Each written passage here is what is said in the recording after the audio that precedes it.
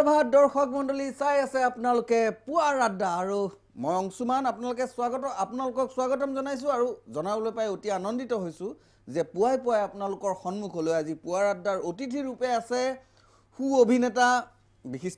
বিশিষ্ট বুলি ক'ব নোৱাৰি যদিও শৰীৰ চৰ্চাবিদ নীৰৱ মন শৰ্মা আমাৰ ষ্টুডিঅ'ত আহি উপস্থিত হৈছেহিয়ে আপোনালোকে পোনপটীয়াভাৱে কথা পাতিব পাৰিব তেওঁ সুধিব পাৰিব তেওঁৰ পৰা জানিব পাৰিব বহুত কথা আমি পাতিবলগীয়াও আছে বহুত সিক্ৰেট কথা কিন্তু তেখেতক লগ পোৱাৰ আগতে আপোনালোকক দেখুৱাই ল'ব বিচাৰিছো পুৱাই এই সুন্দৰ গীতটি চাই লওকচোন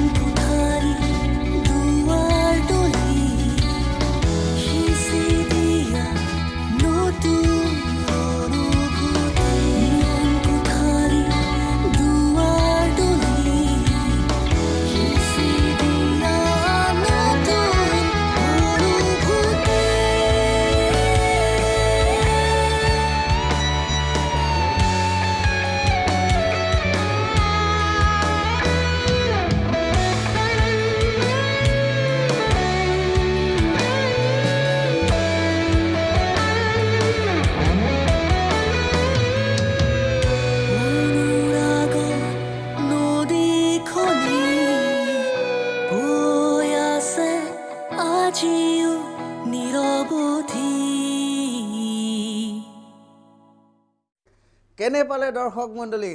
তাতে যিয়েই নহওক কথাটো হৈছে আজি ষ্টুডিঅ'ত নীৰৱ মন আহি উপস্থিত হৈ গৈছে স্বাগতম জনাইছো আৰু সুপ্ৰভাত ধন্যবাদ বাকী এনেই গম পোৱা গৈছে তুমি যে ৰাতিপুৱা সোনকালে উঠা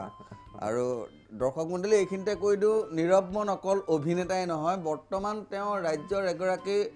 খুব চৰ্চিত নাম মানে শৰীৰ চৰ্চাবিদ নীৰৱ মন আচলতে এই শৰীৰ চৰ্চা এইবিধ আচলতে মই নুবুজা বস্তু এটা নুবুজা মানে আচলতে নোৱাৰো আৰু তোমাৰ এইবিলাক মানে কেতিয়াৰ পৰা কৰা আৰম্ভ কৰিছা মই 1.5 বছৰ হৈ গ'ল মোৰ প্ৰথমতে আচলতে যেতিয়া মই আৰম্ভ কৰিছিলোঁ মোৰ কাৰণটো এইটোৱে আছিলে যে মই বহুত শকত হৈ গৈছিলোঁ। শকত হৈ গৈছিলা? শকত হৈ গৈছিলোঁ। আচ্ছা আচ্ছা। আৰু যিহেতু মই এজন অভিনেতা, মোক মানে আমাৰ অভিনয় জগতৰে বহুত মানুহে ক'ব ধৰিছিলে যে তই দেখাত বহুত শকত হৈ গৈছ, কেমেৰাত ভাল নালাগে বা তুমি দেখাত বেয়া হৈ গৈছা, অকণমান ফিগাৰটো বনোৱা। আৰু লাহে লাহে মানে কামবিলাক অলপ পাবলৈ টান হৈ আহিছিলে মানে মোৰ কাৰণে। আচ্ছা আচ্ছা। তাৰপিছত সেইটো টাইমতে আৰু মই এখন চিৰিয়েল কৰিছিলোঁ, এইখন অগ্নিপথ বুলি, এছিষ্টেণ্ট ডাইৰেকশ্যন কৰিছিলোঁ সেইখনত, মই এক্টিং কৰা নাছিলোঁ। সেইখন কিবা এটা খেলি মেলিৰ কাৰণে চিৰিয়েলখন বন্ধ হ'ল। আচ্ছা। হোৱাৰ পিছত মানে চবে মানে ব্লেমটো প্ৰায় মোকে দিয়া নিচিনা কৰিছিলে আৰু তেতিয়া ভাবিলোঁ যে নাই, কিবা এটা কৰি পেলাই লাগিলে জিৰ'ৰ পৰাই ষ্টাৰ্ট কৰিম, কিন্তু কিবা এটা কৰি পেলাই মোক অকণমান চেঞ্জ কৰিব লাগিব। সেই বস্তুটো মাথাত লৈ পেলাই মানে মই ষ্টাৰ্ট কৰিলোঁ যে মোৰ মানে ফিটনেছ লাইনটো ষ্টাৰ্ট কৰিলোঁ আৰু তেনেকেই এতিয়া খুব ভাল, খুব ভাল। আচলতে এনেকৈ কোনোবা আচলতে লক্ষ্যটো যদি স্থিৰ কৰি ৰাইজে আগবাঢ়ে, মানুহ যদি আগবাঢ়ে, নিজৰ ওপৰত যদি বিশ্বাস থাকে, তেতিয়াহ'লে সকলো মানুহে সাফল্য হোৱাৰ আশা কৰিব পাৰে। আৰু নীৰৱ মন তাৰ জ্বলন্ত উদাহৰণ মোৰ সন্মুখতে বহি আছে। আৰু ক'বলৈ গ'লে মই সেই শকত ৰূপটো দেখা নাছিলোঁ, মই ক্ষীণমিন ল'ৰা এজনকহে মনত আছে মোৰ নীৰৱ মনক মই চুমা পৰশতে চিনেমাখনৰ পাইছিলোঁ। আৰু এইখিনিতে জনাই থওঁ, নীৰৱ মন বৰ্তমান ব্যস্ত ৰেঙনি চেনেলৰ নতুন এখন ধাৰাবাহিক আলপনাত কেনেকুৱা লাগিছে? ভাল লাগিছে চিৰিয়েলখন কৰি। আৰু মোৰ কো আৰ্টিষ্টখিনিৰ লগতো অভিনয় কৰি তাত কোন কোন আছে? আৰু শ্যামন্তিকা বা আছে, মেইন শ্যামন্তিকা বা আছে। তাৰপিছত চান্দনী, তেওঁ ছেকেণ্ড লিডত আছে। তাৰপিছত ল'ৰাৰ ভিতৰত আমাৰ মেইল আৰ্টিষ্টখিনিৰ ভিতৰত মেইন কেৰেক্টাৰত অৰ্ণবায়ন আছে, ছেকেণ্ডত মই আছোঁ। আৰু হীৰা নেওগ আছে, খুবেই ভাল হীৰা বাইদেউ, তেখেতলৈ মোক খুবেই ভাল, মানে তেখেতে মোক একদম ল'ৰা নিচিনা মৰম কৰে। ইন্দুৰ মাক। তাৰপিছত ৰেবা বা আছে, ৰেবা ফুকন, মানে ভাল ভাল আৰ্টিষ্টখিনিয়ে আছে, কাম কৰি খুব ভাল লাগিছে। ভালেই লাগিব। কথাটো হৈছে ৰেঙনিৰ গোটেই পৰিয়ালটো খুব সুন্দৰ, আৰু মই যিকেইদিন তালৈ গৈছোঁ একদম পৰিয়ালৰ নিচিনা এটা অনুভৱ হয়, খুব ভাল হৈছে। আৰু আলপনাই উন্নতি কৰক, ৰাইজৰ মাজত সোমাই পৰক, ফালি দিয়ক, তাৰ কামনা কৰিছোঁ। আৰু যিহেতু আমাৰ মাজত নীৰৱ মন আছে, নীৰৱ মনৰ পৰা বহুত কথা জানিবলগীয়া আছে, বহুত কথা তেওঁৰ পৰা মানে আচলতে সুধিবলগীয়াও আছে। আপোনালোকেও তেওঁৰ লগত পোনপটীয়াভাৱে কথা পাতিব পাৰে, আমাৰ ফোন লাইন খোলা আছে। ফোন নম্বৰ আপোনালোকৰ স্ক্ৰীণত দি থোৱা আছে, পোনপটীয়াভাৱে আমালৈ ফোন কৰিব পাৰে, নীৰৱ মনৰ লগত কথা পাতিব পাৰে। বাকী যিয়ে নহওক, নীৰৱ মনে এইবাৰ কথাটো হৈছে গানত বহুত দিন তোমাক দেখা পোৱা গৈছিলে, একদম বিভিন্ন ৰোমান্টিক পজত, শ্বাহৰুখ খান টাইপ। আৰু কথাটো হৈছে বৰ্তমান তুমি সেইবিলাক বাদ দিছা নেকি নে কি? নাই, একচুৱেলি বাদ দিয়া নাই, কাম আহি আছে, গানৰ কামো আহি আছে। জিমত বেছি মন দি দিছা? জিমত, হয়, আচলতে মই জিমত অকণমান এতিয়া বেছিকৈ লাগি আছোঁ এইকাৰণে, কাৰণ মই এইবাৰ মিষ্টাৰ ইণ্ডিয়া খেলা এটা সপোন ৰাখি থৈ দিছোঁ। বাহ।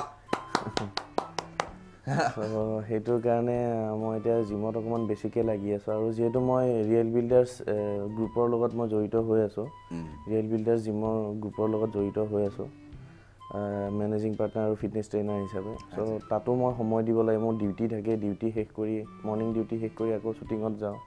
শ্বুটিঙৰ পৰা আহি পেলাই আকৌ ইভিনিং ডিউটি কৰোঁ। গতিকে তাৰ মাজত মানে আৰু কেতিয়াবা বেলেগ কাম এটা মিলাবৰ কাৰণে অকণমান টান হৈ যায়। খুব, আৰু ক'বলৈ খুব ব্যস্ত, যদিও ব্যস্ত মানুহৰ সময় খুব বেছি, আৰু সেইটো কাৰণেই হয়তো আজি নীৰৱ মনক আজি আমি ষ্টুডিঅ'ত পাইছোঁ। প্ৰথমতে আকৌ এবাৰ ধন্যবাদ এটা দি থওঁ আহিলে যে। আৰু কথাটো হৈছে নীৰৱ মনৰ লগত বহুত কথা পাতিবলগীয়া আছে, পাতি থাকিম, কিন্তু পুৱাৰ আড্ডাত এইখিনিতে সময় হৈছে এটা চমু বাণিজ্যিক বিৰতিৰ। আমি এই গ'লোঁ, এই আহি আছোঁ।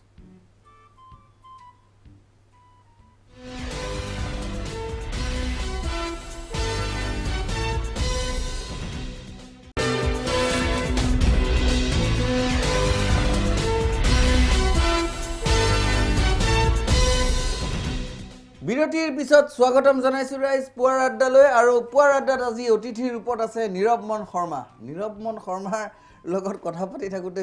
মানে ৰাইজলৈ এটা কথা জনাব বিচাৰিছোঁ, আমি দেখোন ৰাইজক তোমাৰ ডায়েটৰ বিষয়ে অলপ ক'ব পাৰোঁ। আৰু মই আচলতে নিজৰ লাইফত কেতিয়াও ডায়েট বা তেনেকুৱা ধৰণৰ কোনো এটা বস্তু মেইনটেইন কৰি পোৱা নাই। আৰু যেতিয়াই মই কোনোবা এজন বডি বিল্ডাৰক লগ পাওঁ মই সদায় ডায়েটটোৰ বিষয়ে সুধো আৰু সুধো অকণমান জ্বলাবলৈ মই আজি আমুকটো খালো এনেকৈ কথাটোক আৰম্ভ কৰোঁ আৰু এই তোমাৰ ডায়েটৰ লিষ্টখন কোৱাচোন মোৰ ডায়েটৰ লিষ্টখন পুৱাৰ পৰা ক'বা দেই ৰাতিপুৱাৰ পৰা ক'ম আচলতে ডায়েটটো মানে অকণমান সলনি হৈ গৈ থাকে মানে খেলৰ 3 মাহ আগত ডায়েটটো অকণমান বেলেগ হয় তাৰে 3 মাহ আগত অকণমান বেলেগ হয় মই এতিয়া নৰ্মেল এতিয়া মই যিটো কৰি আছোঁ এতিয়া একচুৱেলি মই গেইনিং কৰি আছোঁ চাইজটো বঢ়াই আছোঁ এইটো কাৰণে মই হাই কেলৰি ডায়েট লৈ আছোঁ আচ্ছা মৰ্ণিং মই ওটছ লওঁ ওটছ কল ক'লা আঙুৰ আৰু এগ হোৱাইটছ কণীৰ বগাটো 5টামান খাওঁ আৰু তাৰপিছত ব্ৰাউন ব্ৰেড পিনাট বাটাৰ তাৰপিছত নেক্সট লাঞ্চত ধৰক ব্ৰাউন ৰাইচ তাৰপিছত বইল মাংস আৰু চালাড বইল ভেজিটেবল এনেকুৱা ধৰণৰ লওঁ তাৰপিছত ইভিনিং আকৌ সেই ধৰক ওটছ বা ব্ৰাউন ব্ৰেড টাইপ তেনেকুৱা আৰু ৰাতি অকল ধৰক বইল দালি চালাড বা মাংস থাকিলে অকণমান মাংস বইল মাংস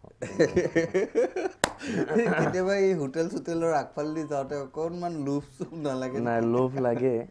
লোভ মানে নলগা নহয় খুব লাগে কিন্তু সেইটো মানে কণ্ট্ৰল কৰিবলগীয়া হয় খেলখনৰ কথা ভবা যায় তেতিয়া মানে এইটো খুব কণ্ট্ৰল কৰিব লাগে ইমানখিনি ডায়েট কণ্ট্ৰল কৰাৰ পিছত এজন খেলুৱৈ ৰাইজৰ কাৰণে ওলাই আহে মানে এটা কম্পিটিশ্যনত ভাগ লয় ৰাইজৰ সন্মুখত নিজকে বিচাৰ কৰে ৰাইজে বিচাৰ কৰে ইমান এটা ডাঙৰ এটা কাৰবাৰ হৈ থাকে আৰু সেই জগতখনৰ বিষয়ে হয়তো আমি বহুত মানুহে নাজানো সেই জগতখনৰ বিষয়েও আমি জনাম আমি পাৰিলে প্ৰত্যেক সপ্তাহতে একোজন শৰীৰ চৰ্চাবিদ আনিম আমাৰ ৰাইজক অকণমান তেওঁলোকৰ পৰা পৰামৰ্শ আগবঢ়াম বুলি আমি এটা প্লেন কৰিয়ে আছোঁ বাকী যিয়ে নহওক নীৰৱ মনৰ লগত বহুত কথা পাতিবলগীয়া আছে পাতি থাকিম কিন্তু এইখিনিতে আপোনালোকক এটা গান দেখুৱাই ল'ব বিচাৰিছোঁ অনুপম শইকীয়াদাৰ এটা ধুনীয়া গীত সময়ৰ লগত উপযোগী বৰ্তমান সময়ৰ লগত খাপ খোৱাকৈ এটা গান বনাইছে সেই গানটো এবাৰ ৰাইজলৈ আগবঢ়াইছোঁ চাই লওকচোন আমি কি দলৰ কি সংগঠনৰ বা কি ধৰ্মৰ কি সম্প্ৰদায়ৰ সেয়া পৰিচয় দিয়াৰ এয়া জানো সময় এয়া সময় একত্ৰিত হোৱাৰ অসমীয়া খিলঞ্জীয়াৰ বিপক্ষণত তেনে নাভাবো কিয় মই যদি হওঁ জননীৰ পুত্ৰ অনুপম কিয় কৰোঁ অৱহেলা পুজিবলৈ আইৰ চৰণ অসমৰ বোকাবোৰ পদুমে ভৰিব বুলি পদুমৰ পাহিটিকে ললো সবাৰে আনন্দই সৰক চুমিব বুলি ৰজাৰ আসন পাৰি দিলো পিছে কি কৰা উচিত ভাবি চোৱা মোৰ দেশৰ ৰজা হিন্দু কি মুছলিম অবৈধ বিদেশীৰ হ'ব পাৰি জানো তলতীয়া আহা আহা ওলাই আহা জাগা জাগা অসমীয়া ও মোৰ অসমৰ খিলঞ্জীয়া ও মোৰ অসমৰ খিলঞ্জীয়া বল বল বল বল বিদেশী খেত বল মৰমৰ ভাষাৰে নাতৰিব লাগিলে লাচিতৰ হেংদাং তুলি লওঁ বল বল বল বল হস্তিৰ শক্তি কেনিনো গ'ল নেগুৰত নধৰাকে চলিবৰ হ'ল নিজৰ শকতিক বন্ধকত থলে কি লাভ কথাটি ভাবিবৰ হ'ল বৃন্দাবনৰ আজি পৰিৱেশ নাই পদ্মই ছদ্ম বেশ ধৰে হাই অতুলনীয় হ'ব প্ৰফুল্ল মনেৰে জাতিক বচাবলে আহা গুৱাই জাতিক বচাবলে আহা গুৱাই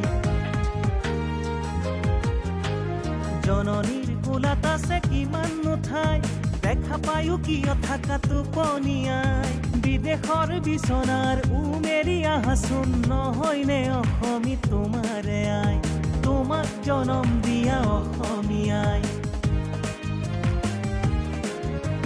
পাছতি আঙুলি ভগা সেইখনি হাত বাংলাদেশীক কিয় দেখুৱালা বাট বাংলাদেশীক তুমি দেখুৱালা বাট শাসনৰ মন্ত্ৰেৰে বিদেশীৰ নাট লিখি কৰিছেনে আজি হিয়াখন হাত সতৰুক বহুৱাই জননীৰ বুকুচাত কৰিছেনে আজি হিয়াখন হাত তন্ত্ৰ মন্ত্ৰ কৰা হে মন্ত্ৰী গাদীৰ বাবেই নকৰিবা চুক্তি কলাৰ বগৰী হৈ কিমান বাগৰিবা জনতাৰ বিনে কিনো আছে শক্তি জনতাৰ প্ৰতি নেৰিবা ভকতি জাতি মাতি ভেটি বোলা প্ৰভু সকল জনগণে বিচাৰিছে পৰিৱৰ্তন হিন্দু হল বুলি অবৈধ বিদেশীৰ অসমীয়া কিয় হ'ব শৰণাপন এয়া পৰিৱৰ্তন নে আবণ্টন নে হিন্দুত্ববাদী ৰাষ্ট্ৰীয় মহলৰ শক্তি বঢ়োৱা ৰাজফালন 1960 চনৰ পৰা আৰম্ভ হ'ল ভাষা আন্দোলন জাতিৰ বাবে ভাষাৰ বাবে প্ৰাণ আহুতি দিয়া অসমৰ শ্বহীদ ৰঞ্জিত বৰপূজাৰীৰ লগতে মাতৃৰ বুকু উদং কৰি গুচি গ'ল যে কতজন 1972 চন আকৌ ভাষাৰ মাধ্যম আন্দোলন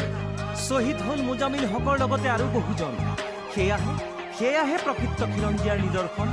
পিছে আজি আমি কি কৰিছো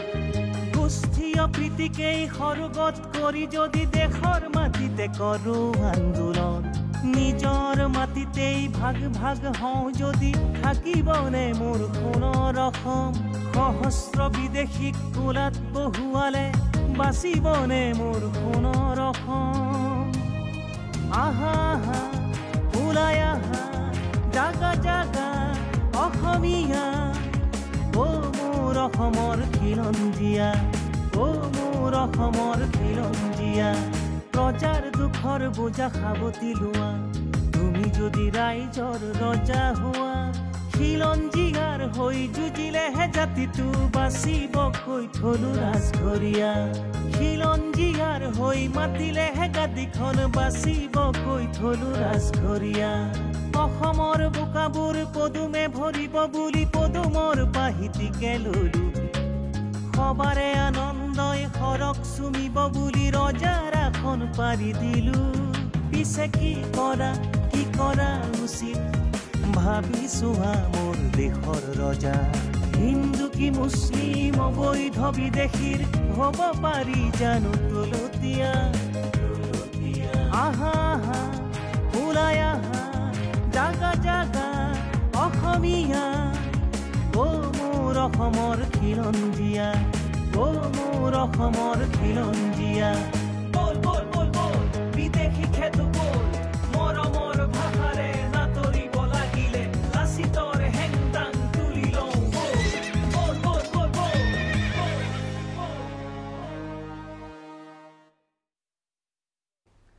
কেনে পালা নীৰৱ ভাল লাগিলে গানটো আমাৰ এতিয়া ক'বলৈ বেয়া লাগে এইবিলাক কথা তথাপিতো মানে বেয়া লাগে মানে কি নিজৰ মানে দেখি শুনি যিবিলাক বস্তু দেখি আছোঁ খুব দুখ লাগিছে মানে অসমৰ এনেকুৱা এটা পৰিস্থিতি হ'ব বুলি ভবা নাছিলোঁ কেতিয়াও যিমানে যি নহওক নাগৰিকত্ব সংশোধনী বিলখনত যিয়ে নাথাকক যিমানে ভাল নাথাকক অসমৰ কাৰণে কিন্তু সেই বস্তুটো মানি ল'ব নোৱাৰি যে আমি বিদেশী আমি মানি ল'ম অসমীয়াক বচাবৰ কাৰণে এইকণ সময়ত সমূহ অসমীয়া আচলতে একেলগে ওলাই আহিবৰ সময় তেনেকুৱা যেন অনুভৱ হয় আৰু যদি হয়তো সেই কথাটোকে কিছুমানে বুজি পোৱা নাই সেইটো হয়তো তেওঁক মানে ভৱিষ্যতে তেওঁক অতীতে অকণমান দিগদাৰ কৰিব বাকী যিয়ে নহওক আমি ইমান চিৰিয়াছ প্ৰসংগলৈ নাযাওঁ পুৱাই ৰাইজ গম্ভীৰ হোৱাৰ অকণো আমি মানে আচলতে সুবিধাই দিব বিচৰা নাছিলোঁ আমি আচলতে পুৱাৰ আড্ডাৰ উদ্দেশ্য হৈছে যে পুৱাই অলপ ব্যতিক্ৰম হওক অকণমান ফূৰ্তি হওক অকণমান ধেমেলীয়া হওক কথাবিলাক আমি আচলতে চিৰিয়াছ কথা পাতিয়ে পোৱা নাই তথাপিও গধুৰ কেতিয়াবা প্ৰশ্ন কিছুমান আহে তাৰ কাৰণে অকণমান দিগদাৰ হয় বাকী যিয়ে নহওক নীৰৱ মন আছে হস্তপুষ্ট ল'ৰা আৰু ক'বলৈ গ'লে বিকুদৰ সদৃশ এজন ল'ৰা আমাৰ লগত আছে আৰু নীৰৱ মনৰ আচলতে ক'বলৈ গ'লে মামা পৰিয়ালটো আৰু গোটেই পৰিয়ালটো মই ক'বলৈ গ'লে মই যিখিনি জানো তোমালোকৰ মামাহঁতৰ পৰিয়ালৰ বিষয়ে জানো খুব সাংস্কৃতিবান এটা পৰিয়াল আৰু মামা বুলি ক'বলৈ গ'লে ৰাইজে হয়তো গম পোৱা নাই আমাৰ এখেতৰ মানে নীৰৱ মনৰ মামা হৈছে আপোনালোকৰ সকলোৰে চিনাকি বিশিষ্ট পৰিচালক পংকজ পল্লৱ শৰ্মা আৰু পংকজ পল্লৱ শৰ্মাৰ বিষয়ে অকণমান ক'বা নেকি এতিয়া মামাক যিহেতু ক'বলৈ চান্সেই পাই গৈছে হয় মামাৰ মানে এক্টিং লাইনত যিমানখিনি আহিছোঁ এতিয়া বা যিমানখিনি শিকিছোঁ মামাৰ উৎসাহৰ পৰাই আহিছোঁ মামাই সৰুৰ পৰা খুব উৎসাহ দিছিলে মামা বহুত পুৰণি শিল্পী অভিনয় জগতৰ আৰম্ভণি হিয়া দিয়া নিয়াত তেখেতে সৰু অকণমান 1 মিনিটমানৰ সৰু হেৰি এটা কৰিছিল ৰোল এটা কৰিছিলে আৰু তেতিয়াৰ পৰা তেওঁ জড়িত আৰু বহুতকেইখন চিনেমাত তেওঁ এছিষ্টেণ্ট ডাইৰেকশ্যন কৰিছে আমাৰ মোৰ গুৰু ছাৰ শম্ভুগুপ্ত ছাৰৰ প্ৰেম আৰু প্ৰেম বুলি চিনেমা এখন আছিলে প্ৰেম আৰু প্ৰেম সেইখন চিনেমাত তেখেতে এছিষ্টেণ্ট ডাইৰেকশ্যন কৰিছিলে তেতিয়াৰ পৰাই তেওঁ লাগি আছিলে আৰু লাষ্ট একেলগে আমি দুয়ো একেলগে কৰিলোঁ চুমা পৰশতে আৰু সৰুতেই মই যেতিয়া ক্লাছ 1-2ত আছিলোঁ বা 3ত আছিলোঁ তেখেতে যিবিলাক চিৰিয়েল কৰিছিলে তাত মানে শিশু শিল্পী যদি লাগে মোক লৈ যায় আৰু তেনেকৈ তাৰমানে মোৰ এক্টিঙৰ প্ৰতি নিচাটো আহিল আৰু এটা কথা ক'বলৈ গ'লে মোৰ ককা মানে মোৰ দেউতা তেখেতে আগতে যাত্ৰা পাৰ্টি কৰিছিলে স্বৰ্গীয় ললিত চন্দ্ৰ শৰ্মা আৰু যাত্ৰা পাৰ্টিত খুব নাম কৰা অভিনেতা আছিলে তেখেত গতিকে চাগে তেখেতৰ ফালৰ পৰাও অকণমান তেজত আহিলে নেকি মানে আচলতে অকল এজনৰ মানে এটা ফেমিলিৰে ক্ৰেডিট নাযায় দুটা ফেমিলিৰে যায় আচ্ছা আচ্ছা আচ্ছা বাকী যিয়ে নহওক এনেকুৱা এটা সাংস্কৃতিকমান পৰিয়ালৰ পৰা আহিছে নীৰৱমন শৰ্মা তেওঁৰ পৰাও আচলতে তেওঁৰ পৰিয়ালৰ বিষয়েও যদি আমি সুধিবলৈ যাওঁ বহুত কথা ওলাই যাব যিখিনি কথা এই সৰু অনুষ্ঠানটোত আমি ক'ব নাযাওঁ তথাপিও আমি অলপ বিশদভাৱে ৰাইজক বুজাবৰ বাবে নীৰৱমনক আকৌ এদিন আমি আমাৰ মাজত বিচাৰিম সময় বহুত কম আৰু কথাটো হৈছে আধা ঘণ্টা সময়ত ইমান গোটেইখিনি কথা সামৰি লোৱাটো অকণ সম্ভৱো নহয় বাকী যে নহওক তুমি যে পুৱাৰ আড্ডালৈ আহিলা তাৰ বাবে ধন্যবাদ জনাইছোঁ আৰু দৰ্শকসকলক জনাই থওঁ যে আপোনালোকক আমি প্ৰত্যেক দিনাই নতুন নতুন অতিথিৰ সৈতে আপোনালোকক চিনাকি কৰাই দিম আৰু আপোনালোকে তেওঁলোকৰ লগত পোনপটীয়াভাৱে কথাও পাতিব পাৰিব যদিও আজি অলপ ফোনটো ডিষ্টাৰ্ব হৈ আছে সেইটো কাৰণে হয়তো আপোনালোকে ফোন পোৱা নাই বাকী যিয়ে নহওক আমি প্ৰত্যেক সপ্তাহতে আপোনালোকক নতুন নতুন অতিথিৰ সৈতে লগ পাই থাকিম কিন্তু আজি পুৱাৰ আড্ডাত সময় হৈছে আপোনালোকৰ পৰা বিদায় লোৱাৰ ধন্যবাদ সুপ্ৰভাত